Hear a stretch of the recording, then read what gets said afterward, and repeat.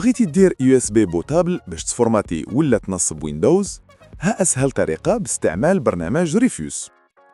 أول حاجة سير لجوجل وكتب ريفيوس داونلود، دخل الموقع الرسمي وهبط لآخر نسخة، غير كتدوز عليها وكيبدا التحميل.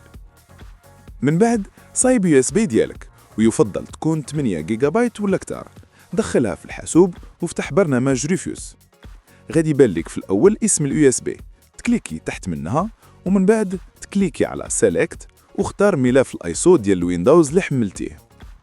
خلي الإعدادات بحال هي Partition Scheme GPT Target System UEFI وفايل سيستم NTFS.